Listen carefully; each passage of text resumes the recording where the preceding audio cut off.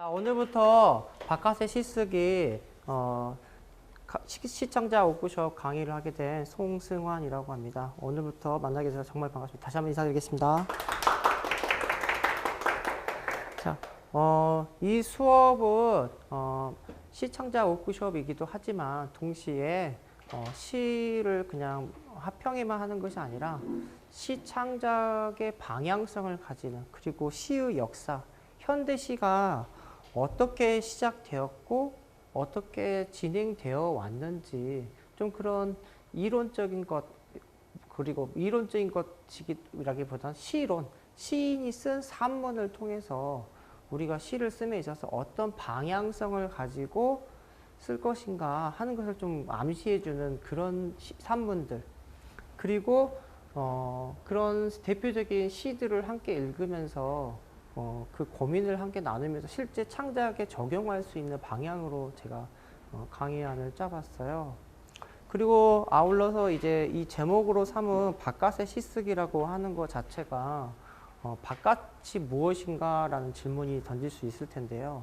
바깥이란 제가 말씀드렸지만 릴케가 이런 말을 했었어요. 그 형상시집 첫 서시에 집안에서, 익숙한 집안에서 나와서 바깥에 있는 나무를 바라보라, 이렇게 했었고, 조르주 바타이유는 불가능이라는 책에서 진정한 시는 법의 바깥에 있다, 이렇게 이야기했는데, 릴케가 말한 바깥이라고 하는 것은 익숙한 삶의 공간을 떠나서 다른 시선으로 세상을 바라볼 때 우리가 못 봤던 나무, 다른 사람들의 삶, 다른 강물, 하늘, 이런 것들을 볼 수 있다는 걸 알려주고 있고, 조르주 바타이유가 이야기하는 불가능에서 불가능이라는 책도 지금 최근에 이제 얼마 됐지만, 불가능의 책의 뒷부 그 한 문장이 중요한 문장인데요.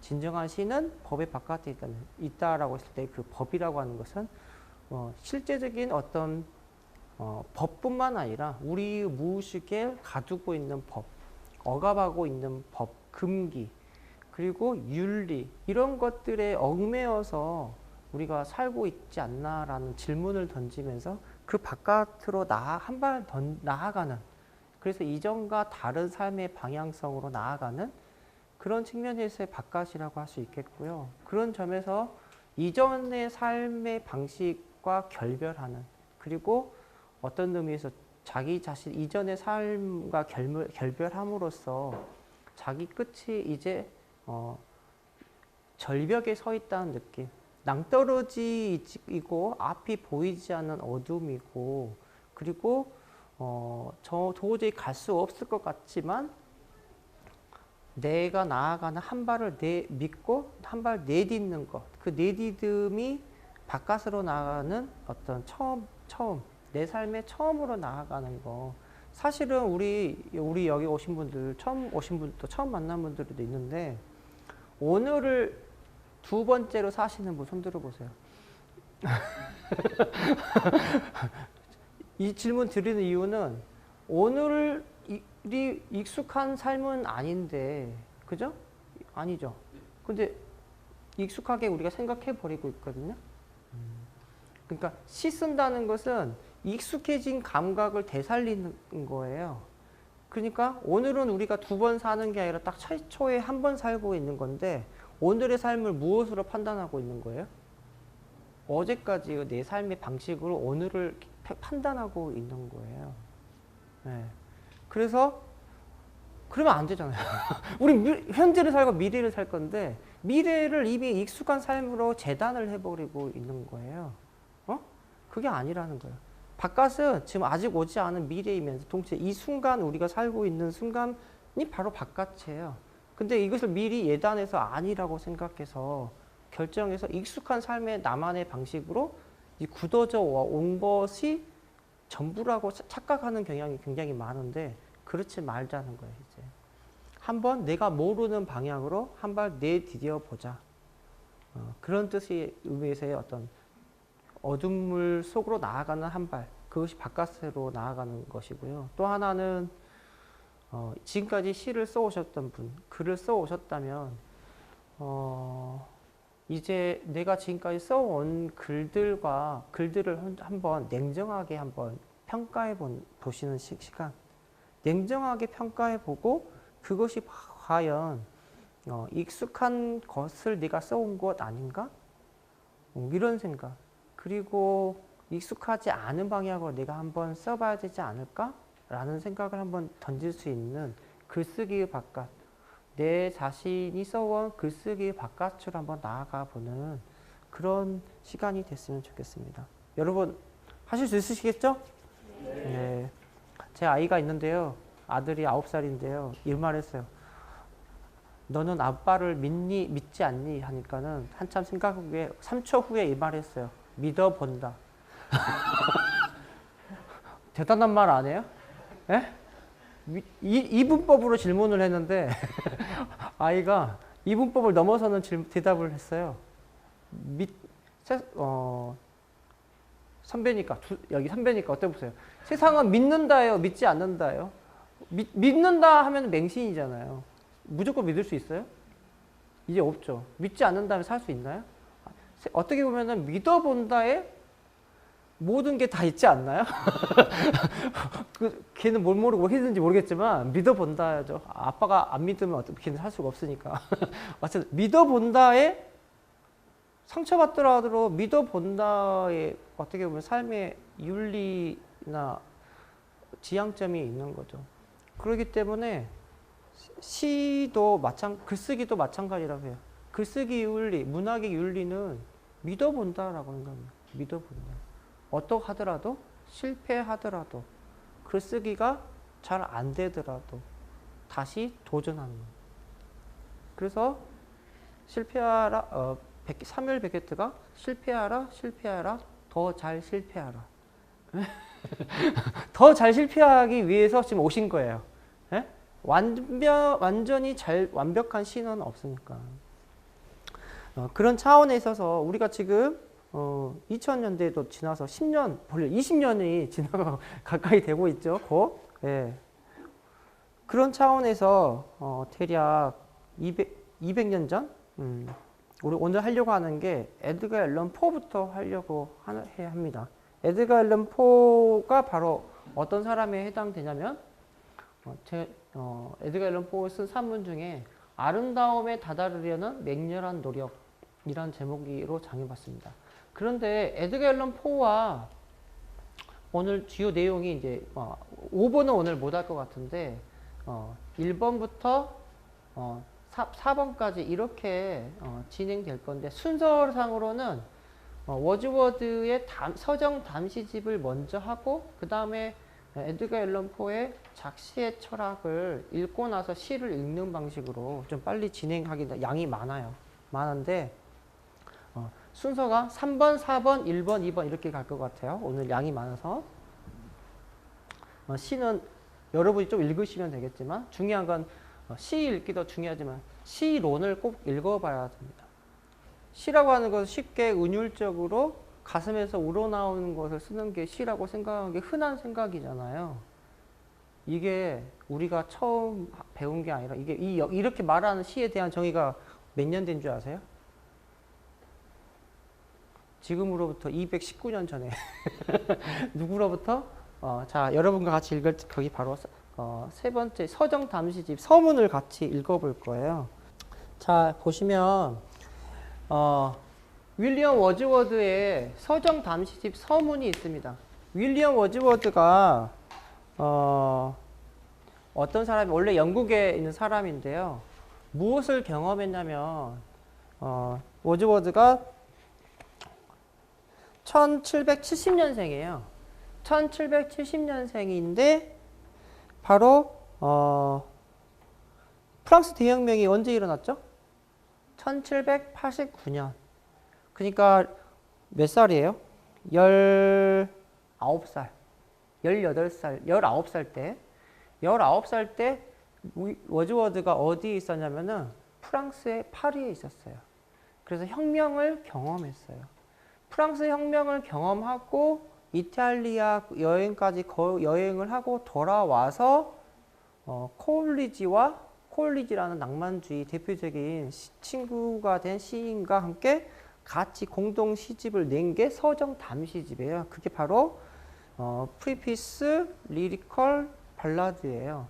그게 1788년, 89년 이렇게 나왔어요.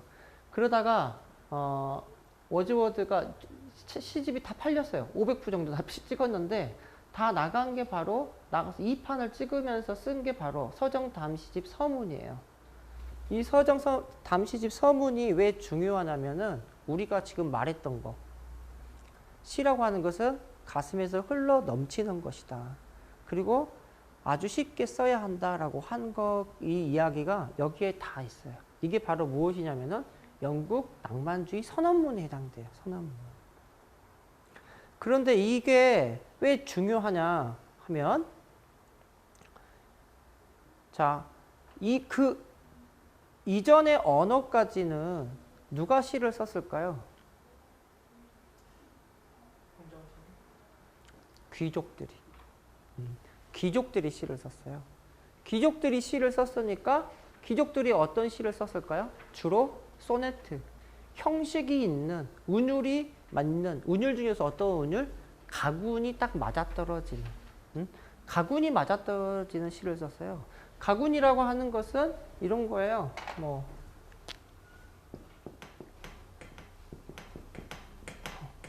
카운트 이런 식으로 가군이 맞아떨어지게 쓰는 거. 그리고 소네트 형식이라는 것은 이탈리아 중세 프란체스코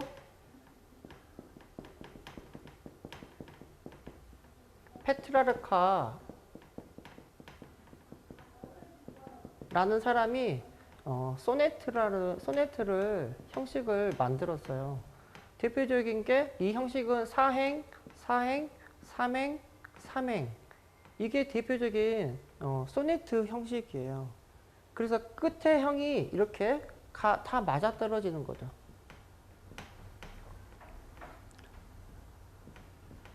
그리고 한 은행이 이렇게 되면 교차운이라고 하죠. 교차운. 이게 연결되는 것이 아니라 이렇게 가군이 맞아떨어지게 시를 썼어요. 이게 정형시예요. 정형시. 네? 정형시. 그렇기 때문에 시 자체의 형식이 굉장히 엄격했어요. 시를 쓸 수 있는 사람이 아무나 쓰는 것이 아니라 왕과 귀족들의 었죠. 그리고 언어가 어려웠어요. 수사법이 많았어요. 그런 언어를 워즈워드는 거부한 거예요. 그것을 결정적으로 경험하게 된 계기 중에 하나는 바로 프랑스 대혁명이에요. 프랑스 대혁명을 통해서 언어를 누구의 언어로 써야 된다고 생각했냐면은 내가 살고 있는 동네, 농민의 언어. 농민의 언어니까 어떻겠어요? 쉬운 언어. 그 다음에 비비 꼬인 마음이 아니라 자연스러운 마음. 그 다음에 농민이 살고 있는 어느 지역의 언어? 시골 마을의 언어. 이게 바로 핵심에 해당되는 이 워즈워드의 서정 담시집 서문의 주요 내용이에요. 읽어보면서 금방 이야기할게요. 자, 읽어볼게요. 좀 빨리 읽겠습니다. 이 시집의 초판본은 이미 독자들에게 두루 읽힌 바 있다. 그것은 생생한 감흥을 느끼고 있는 사람들이 실제로 사용하는 언어를 골라 운율에 맞게 배열하면서, 이게 중요한 거죠. 생생한 감흥을 느끼고 있는 사람들이라 하는 것은 농민들이에요. 여기서는 농민들. 농민들이 사용하고 있는 현장에서 실제로 사용하고 있는 언어를 골라 이 운율이 근데 너무나 꽉 메인 운율이 아니에요. 우리나라로 이야기하면은 고시조 형태가 아니라 어때요? 사설시조 정도 되는 그런 식으로 풀어져 있는 그 형태로 바뀐 거죠. 그래서 시인이 전달하려고 합리적으로 노력할 수 있는 그런 부류의 쾌감과 그만한 양의 쾌감이 어느 정도 할 수 있는지 확인하는 도움이 되었으는 바람에서 하나의 실험으로 발간한 것이다. 이 초판본, 78년에 98년에 시집을 냈거든요. 초판본이. 근데 500 다 베스트셀러였어요. 500부 나가면 그 당시 베스트셀러였어요. 500부 나가면. 보들레르의 악의 꽃도 베스트셀러 500부였어요. 랭보도 초판본 500부였어요. 그것만 팔려도 베스트셀러. 시집 인구가 500명. 우리나라는 지금 엄청나게 세계에서 유일하게 모두가 시인이에요. 우리는 모두 시인의 힘이 피가 흐르고 있어요. 네? 그래서 여러분들 여기 오신 거예요. 자, 그래서 모두 다 같이 읽어보실래요? 그래서 내가 시작. 그래서 내가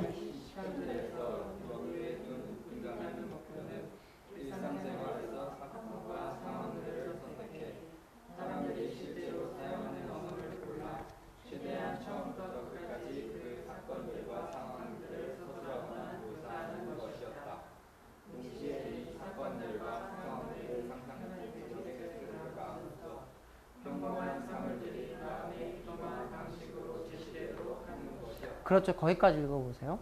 그러니까 키워드 중에 하나가 바로 실제로 사용하는 언어를 고르는 거. 그 당시는 농민 생활이었겠죠. 그리고 서술하거나 묘사하는 거. 평범한 사물들이 마음의 비범한 방식으로 제시되도록 하는 거. 이런 거죠. 이것이 지금은 아주 익숙해져 보이지만 그 당시는 어떤 의미겠어요? 혁명적 언어였어요. 왜? 전위에서 아방가르드였어요. 이때는. 왜? 귀족의 언어에 대한 반기를 들었으니까. 응? 반기를 들었으니까. 그리고 우리가 학교에서 공부하고 있는 시에 대한 정의도 여기에서 벗어나지 않고 있는. 흔히 생각하는 시는 여기에 다 있는 거죠.